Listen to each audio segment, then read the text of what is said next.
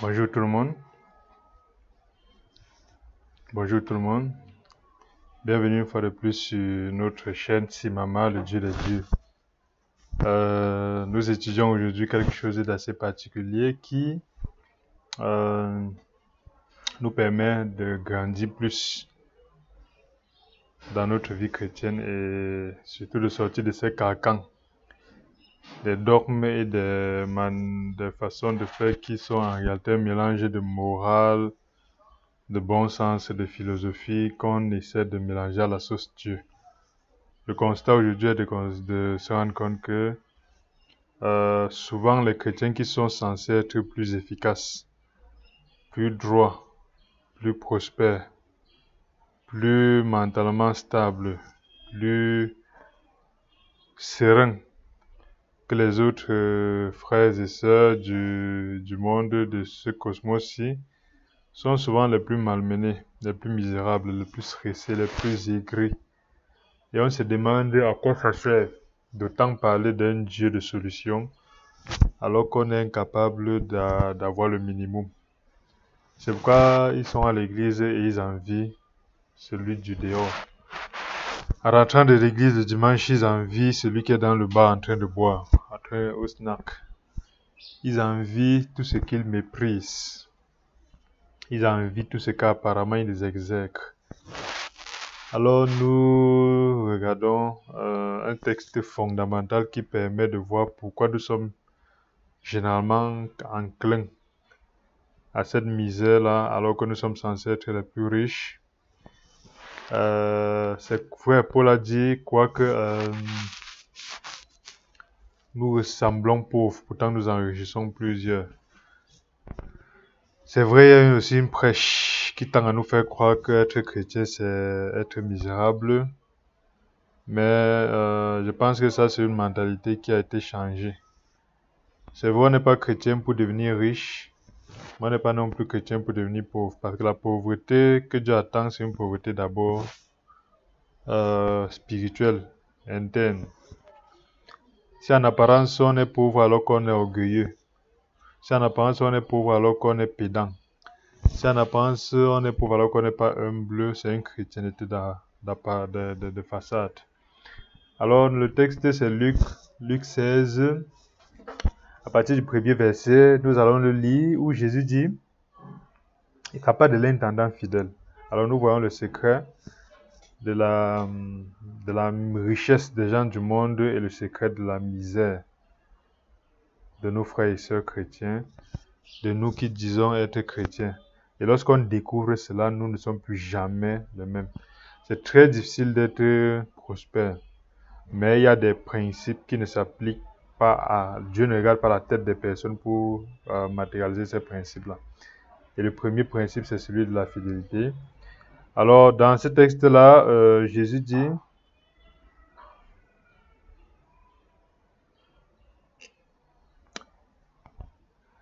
à partir du verset 1, Jésus dit à ses disciples, un homme avait un économe qui fut dénoncé comme dissipant ses biens. Il l'appela et lui dit, qu'est-ce que j'entends dire de toi? Rends compte de ton administration, car tu ne pourras plus administrer mes biens. Nous voyons ici déjà par nature que Dieu, ici étant le maître, et nous sommes vus ici comme les économes, les intendants. La particularité d'un intendant, d'un économe, c'est qu'il administre des biens qui ne lui appartiennent pas. Mais par nature, nous avons considéré que l'ensemble des choses que nous avons nous appartiennent. Alors qu'en réalité, l'un des secrets pour être prospère, c'est de comprendre que rien ne nous appartient. On peut être milliardaire, mais cet argent-là ne nous appartient pas. Ça peut avoir notre nom dans le compte bancaire, les terrains, les immeubles, tous ces torts-là que nous pouvons avoir peut être étiquetés par notre nom, mais ça ne nous appartient pas. Nous sommes venus sans ça, nous partirons sans ça. Nous sommes des personnes qui administreront des biens temporaires et c'est ce qu'on fait de ces biens temporaires-là qui est important. Donc nous devons comprendre que notre position, c'est d'abord celui d'intendant. J'administre des biens qui ne m'appartiennent pas. Ma santé ne m'appartient pas, ma vie ne m'appartient pas, mon souffle ne m'appartient pas, mes enfants ne m'appartiennent pas, ma femme ne m'appartient pas, ma voiture ne m'appartient pas. Parce qu'en une seconde, le propriétaire peut prendre tout cela et nous retrouvons sans rien. Et nous allons commencer à voir des choses différemment. Alors cet économe-là a toujours fonctionné comme si l'ensemble des biens qu'il avait lui appartenaient. Et Dieu est un Dieu qui est capable de nous appeler et de nous virer. Et c'est ça, généralement, voilà ces deux choses. La définition, notre rôle d'économe, gérant des biens qui ne nous appartiennent pas. Et secondairement, le Dieu qui vit. Dieu a plusieurs noms. Le Dieu Sabaoth, Jéhovah Sabaoth, le Dieu guerrier. Jéhovah Tsikenu, Jéhovah Jireh, le Dieu qui pourvoit, Jéhovah Shamal, Jéhovah Ra, Jéhovah Rapha, Jéhovah Nissi. Et il y a un nom que nous ajoutons ici, le Dieu qui vit les gens. Appelez ça dans votre patois comme vous voulez, dans votre langue comme vous voulez. The God who fire. Je ne sais pas si c'est en anglais. Le Dieu qui vit. Le Dieu qui chasse du travail. Le Dieu qui destitue. Le Dieu qui est capable de te dire, frère, je t'ai donné de la richesse, un travail, tu n'as rien foutu avec. Je reprends cela. Le Dieu qui est capable de dire, sœur, je t'ai donné une famille, tu n'as rien foutu avec, je te reprends cela. Le Dieu qui est capable de dire, je t'ai donné des biens, tu n'as rien fait avec, je te reprends cela. Le Dieu qui est capable de te dire, je t'ai donné une grâce et tu n'as rien foutu avec, je te reprends cela. Il ne retire pas ton salut. Il ne change pas les promesses qu'il a faites en nous. Mais il est capable de nous retirer certaines grâces parce que nous avons été infidèles. Il a retiré la royauté dans les mains de Saül. Il a retiré la puissance dans les mains de Samson. À un moment donné, il a retiré sa présence auprès de Jésus-Christ quand il a porté les péchés du monde sur la croix. C'est pour ça que Jésus l'a dit, pourquoi m'as-tu abandonné? Le Dieu bisounours qui est toujours là, qui nous donne tout éternellement, ça, c'est un Dieu différent du Dieu de la Bible. Le Dieu de la Bible est capable de dire, j'ai donné pour que tu sois une courroie de transmission et la courroie ne marche pas, j'ai changé de courroie. Alors quand il appelle cet intendant-là, il dit, je vais te virer. Et ça déclenche un ensemble de fonctionnements dans le cœur de l'intendant que aujourd'hui, même quand Dieu le fait, dans le cœur du chrétien, ça ne déclenche pas. Lorsque Dieu dit, telle grâce que tu as eue, je vais te reprendre cette grâce-là, on s'en fout. On s'en va, on passe le temps à jeûner, à prier, à chanter. On s'en fout. Pas de repentance. Il dit, l'économe dit en lui-même, que ferais-je? Verset 3, puisque mon maître m'ôte l'administration de mes biens. Travailler la terre, je ne veux plus. Mendier, j'en ai honte. Ça veut dire que lorsque Dieu nous reprend sa grâce, nous revoyons notre propre nature d'incapable. Est-ce Dieu qui t'a donné la voiture, est-ce que tu es capable aujourd'hui de marcher à pied comme tu le faisais avant? Peut-être tu t'es habitué. Dieu qui t'a donné tel poste, est-ce que tu es capable aujourd'hui de cheminer sans cela? Telle grâce que tu as reçue, est-ce que tu es capable de fonctionner sans cela? Aujourd'hui, tu dis que tu es pasteur, tu es bishop, est-ce que tu es capable d'être un simple frère, tu t'assois, on t'enseigne? Et lorsque tu découvres que tu ne peux pas le faire, il faut te repentir pour continuer à mériter ou pas cette grâce. Parce que l'économe a dit, je ne peux pas par moi-même, puisque mon maître m'ôte ces biens-là. Et il a dit, verset 4, je sais ce que j'en ferai pour qu'il y ait des gens qui me reçoivent dans leur maison quand je serai destitué. Et en faisant venir chacun des débiteurs du maître, il dit au premier, combien dois-tu à mon maître? 600 mesures d'huile, répondit-il. Et il dit, prends ton billet, assieds-toi vite et écris 50. Il dit ensuite à l'autre, combien dois-tu? 100 mesures de blé, répondit-il. Et il dit, prends ton billet, écris 80. Et le maître loua l'économe fidèle de ce qu'il avait agi prudemment. Car les enfants de ce siècle sont plus prudents à l'égard de leurs semblables que ne sont les enfants de la lumière. Ça, c'est une parole biblique qui est fondamentalement, ça saccage en fait la tête des gens qui aiment comprendre la Bible avec leur intelligence. Parce que si on n'est pas spirituel, on ne peut pas comprendre cela. Quelqu'un gère bien tes choses en te faisant du profit. Tu dis que tu vas le virer. Mais lorsqu'il vient te faire perdre des profits, tu le loues. Ce n'est pas que tu as apprécié, tu l'as loué. Louer, c'est au-delà d'apprécier. Louer, c'est au-delà d'acquiescer. Louer veut dire, quand on loue quelqu'un, ça veut dire qu'il a fait tellement bien. Ça veut dire qu'à un moment donné, l'économe a découvert qu'il a fonctionné jusqu'à maintenant en pensant que le but du maître était qu'il accumule des biens, alors que le but du maître en réalité, c'était qu'il accumule le cœur des personnes. Le but du maître, c'était qu'il puisse gagner la joie dans le cœur de tous les débiteurs du maître. Parce que lorsque les débiteurs du maître sont dans la joie, ils sont dans la joie d'avoir un tel gageur, un tel prêteur. Le but du maître, c'est de magnifier sa gloire dans le cœur de ses débiteurs. Le but de Dieu, ce n'est pas de faire de nous des personnes riches, mais c'est d'utiliser ce que nous avons pour rendre la joie dans le cœur des personnes. Si chaque chrétien personnellement était capable de générer la joie dans son entourage, ce monde serait 15 millions de fois meilleur.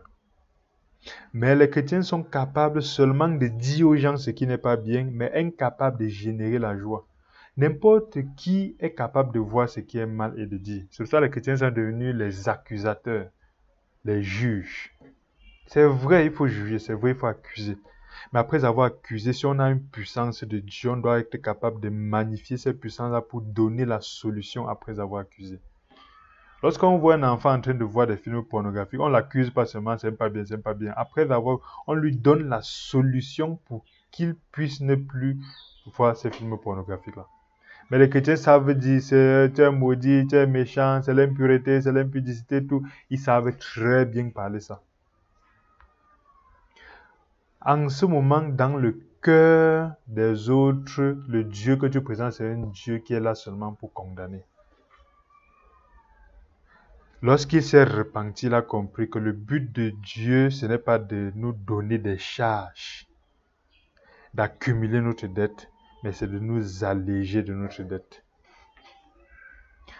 Lorsqu'on découvre en fait que ce que nous avons comme grâce matérielle a pour but d'alléger la vie des gens autour de nous, Dieu ne peut pas s'empêcher de nous bénir. Parce que ce n'est pas pour nous qu'il nous bénit, mais c'est parce qu'il sait que nous sommes une courroie qui transmet rapidement et bien. Une courroie qui ne permet pas de tourner le moteur de distribution est une courroie qu'on doit changer. Une courroie qui est là pour accumuler pour elle-même, elle doit être changée. Nous les chrétiens, nous sommes pires que les gens du monde parce que Jésus dit,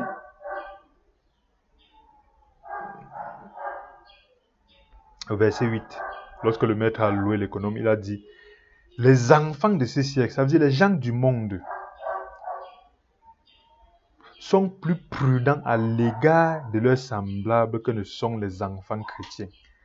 Les gens du monde sont plus efficaces entre eux. Il y a de l'entraide entre eux, il y a de l'amour entre eux, de l'estimation entre eux, de l'auto-soutien entre eux que les enfants de Dieu qui sont les fils de la lumière. Les gens du monde donnent la valeur à leurs relations.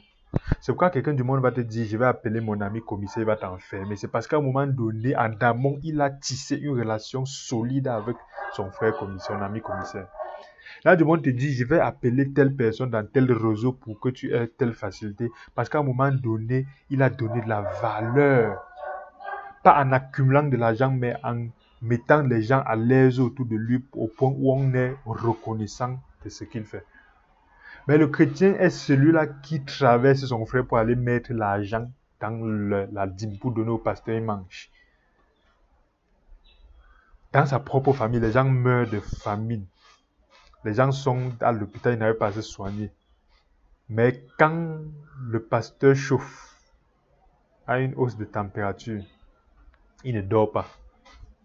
Même s'il n'a pas, il va prier. Il ne sait pas que la même prière-là est aussi destinée à bénir et à soigner quelqu'un de sa famille. J'ai discuté avec quelqu'un d'aimant sur la dîme. La dîme n'est pas biblique. En termes du Nouveau Testament, il n'y en a pas. Ils étaient choqués. Moi aussi, pendant des années, j'ai cru. La dîme n'existe pas dans le Nouveau Testament. Il y a des interprétations qui vont vous tourner parce qu'ils en ont besoin pour vivre.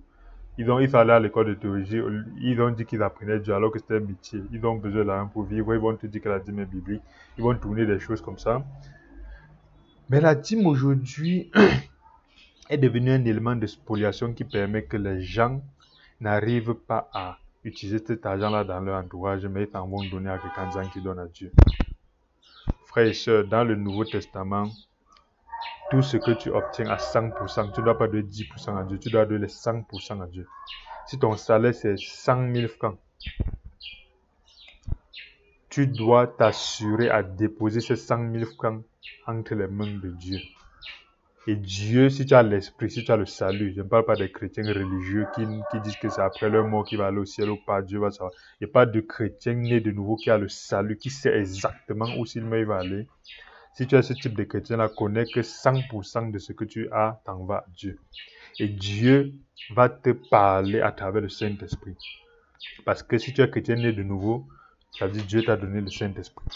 C'est vrai, les bonbons pasteurs vont t'accumuler et vont asphyxier ce Saint-Esprit. C'est ça, tu ne vas pas savoir comment interagir avec lui. Mais lorsque tu reçois la grâce d'écouter le Saint-Esprit que Dieu a mis à toi, le Saint-Esprit est capable de te dire, aide telle personne, aide tel frère, aide telle soeur, tel voisin, telle personne que tu ne connais pas. Dieu te met à cœur des solutions pas possibles. Tu arrives quelque part où tu vois une situation, Dieu te met à cœur, aide. Dieu te met à cœur, fais quelque chose. Et c'est ça l'offrande.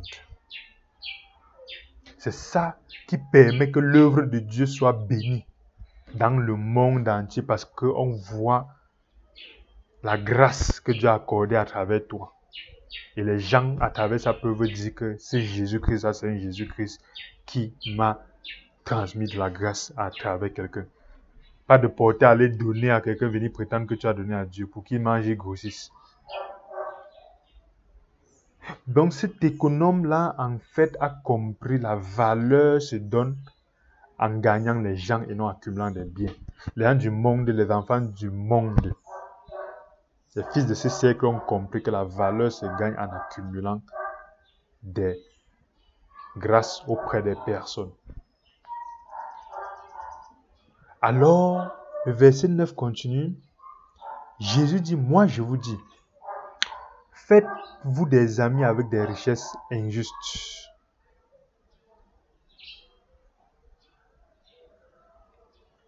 Faites-vous des amis avec des richesses injustes. Verset 9. Pour qu'ils vous reçoivent dans les tabernacles éternels, car quand elles viendront à vous manquer. Ça veut dire que ce que Dieu attend de toi, c'est que tu te fasses des amis avec les richesses que tu as. La richesse injuste, c'est tout ce qui en réalité est temporaire et ne vient pas de Dieu. Dieu dit tout ce que tu as de temporaire, fais-toi des amis parce que c'est l'amitié qui est la richesse. Ça veut dire que c'est gagner le cœur des gens qui est la richesse. Ce n'est pas accumuler de l'argent ou de l'or. Parce qu'à un moment donné, si tu as 15 lingots d'or dans un monde où la personne qui te vend le blé refuse de prendre tes lingots d'or, tu vas mourir de faim. Si tu as 1 milliard et la personne qui a 20 litres d'eau, il refuse de te vendre ces 20 litres d'eau parce que tu as pas une bonne relation avec elle, tu vas mourir de soif. Tu ne vas pas manger ton lingot d'or, ni manger ton... Ça veut dire que le plus important, c'est de gagner l'amitié de cette personne-là. Et lorsque tu gagnes l'amitié de cette personne-là, Dieu te loue. Des chrétiens qui, dans leur propre famille, on ne peut pas avoir le témoignage de leur christianité. Mais ils dorment à l'église et à évoquer Dieu.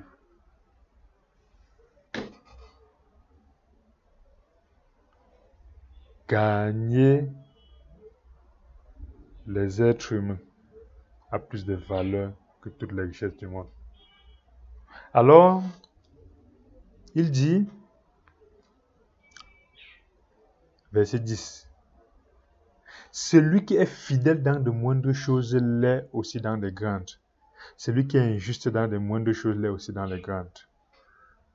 Ce nœud-là a été extraordinaire pour nous permettre de comprendre pourquoi nous sommes toujours derrière, nous les chrétiens et nous les Africains. L'Africain est celui où, à l'heure de réfléchir, à l'heure de méditer, À l'heure d'utiliser son intellect, il te dit c'est trop difficile. Ces choses-là, j'aime pas. Ne me cassez pas la tête, ne me compliquez pas la vie. Or, tout ce qui est matériel découle en fait de la réflexion spirituelle et mentale. Un ordinateur a été créé à travers la réflexion, l'imagination de quelqu'un. Tout a été créé d'abord dans la tête. Le chrétien n'est pas fidèle dans les moindres choses. Même méditer la parole, il n'est pas fidèle. Appliquer un cœur que Dieu lui a donné, il n'est pas fidèle. Prendre même des simples résolutions et les assumer, il n'est pas fidèle. Mais chaque jour, il demande à Dieu de lui donner un royaume à gérer. Vous voyez, les frères et sœurs, lorsqu'on a des réunions, la réunion c'est à 10h. Il vient à 10h10. Pour lui, ça ne l'émeut pas. Pour lui, il ne comprend pas que 10 minutes d'infidélité fait qu'il ne peut pas gérer quoi que ce soit. On lui dit, la Bible dit, la fidélité est dans le sens où si tu dois avoir 10 minutes de retard, tu appelles pour dire, désolé, je suis bloqué sur tel endroit, j'aurai 10 minutes de retard. C'est ça la fidélité. La fidélité n'est pas la perfection. La fidélité est lorsqu'on a eu une différence ou une infidélité, une injustice, de la corriger rapidement et non de faire comme si Dieu n'a pas vu. On glisse ça en bas du tapis. On dit de faire telle chose, tout le monde est très d'accord, les chrétiens. Lorsqu'on est en réunion, on dit qu'on va faire telle chose, tout le monde est très d'accord. Amen, Dieu est puissant, le Saint-Esprit va travailler. Mais à l'heure de faire, on ne voit personne. Et ils viennent dimanche, alléluia, Dieu est fort, amen, amen, amen. Ils s'étonnent pourquoi 20 ans plus tard, ils sont toujours misérables. Après, ils accusent le diable. Après, ils viennent dire que les gens du monde, non, c'est parce que Satan donne l'argent à ses enfants du monde. Nous, Dieu a dit d'être pauvres, Dieu a dit heureux les pauvres. Quel heureux les pauvres? Misérables. On ne lit pas la Bible si on a le ventre vide. On ne peut pas prêcher l'évangile si on a le ventre vide. On ne peut rien faire si on est stressé. On ne peut pas présenter un Jésus-Christ qui donne les solutions à quelqu'un si toi-même tu n'avais pas réglé les petits problèmes que tu as dans ta vie. Tu prétends que les gens du monde, c'est parce que tu es infidèle. C'est notre infidélité dans les moindres choses qui crée notre misère. L'Afrique est comme ça à cause de l'infidélité. Ils accusent Dieu, le Dieu du blanc. Ils disent qu'ils vont rentrer en Égypte. C'est en Égypte que vous serez fidèles. Ils accusent le Dieu du blanc, ils accusent le gouvernement volé. Oui, le gouvernement a volé. Mais quand tu manges la peau de banane, tu jettes tout seul. C'est l'infidélité. Et dimanche, tu vas aller dire Amen, Dieu, Dieu, Dieu. C'est quand tu vas manger la peau de banane là au ciel devant Jésus-Christ que tu vas chercher la poubelle.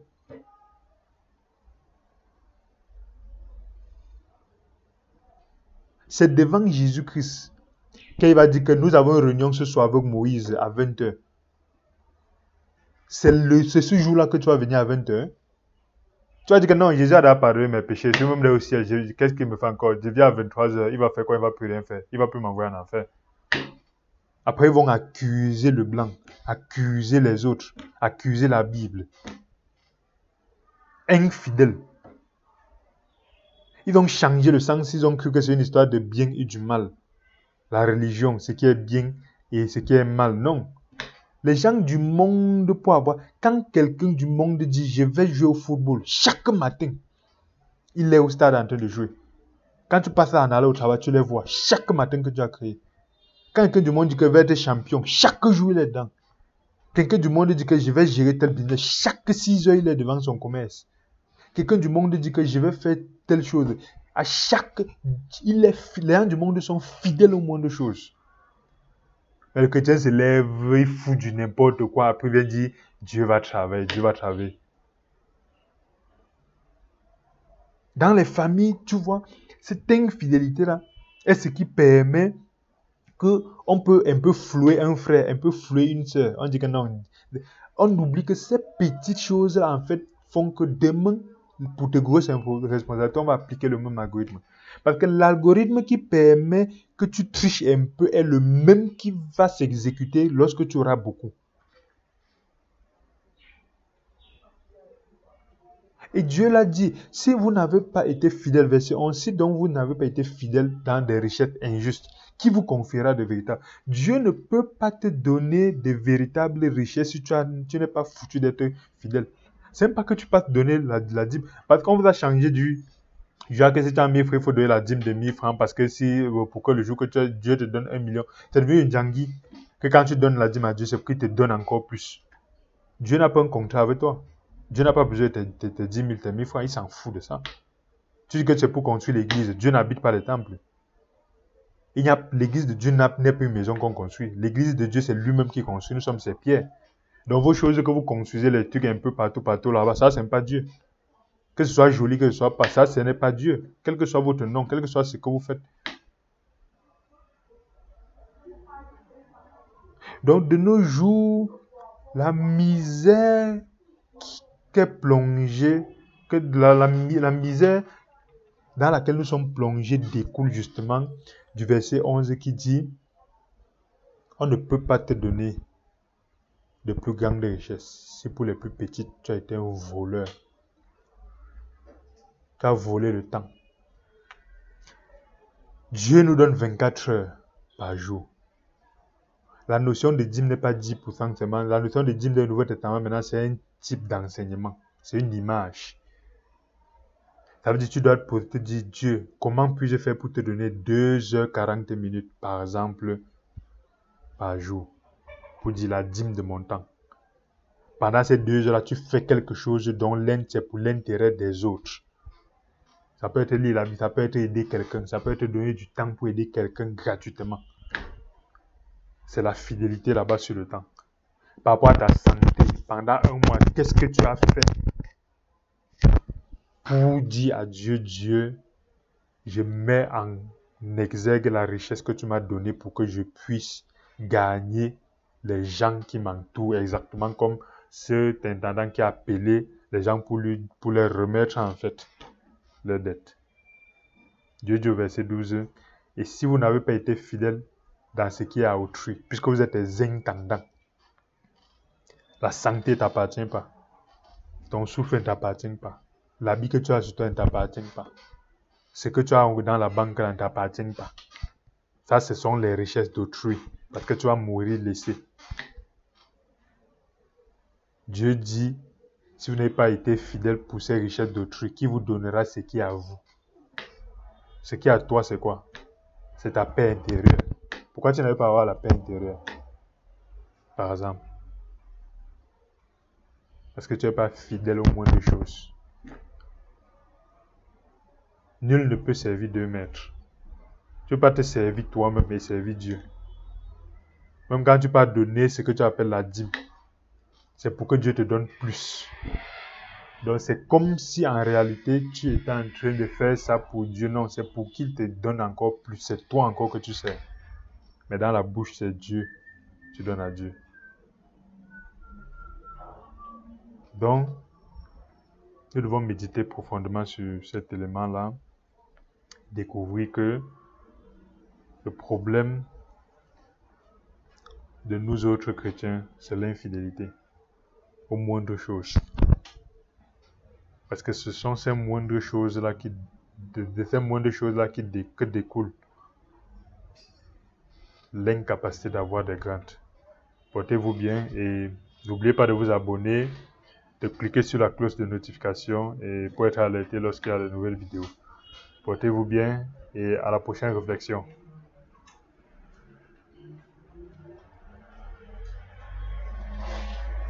Hein? Tu n'as pas payé?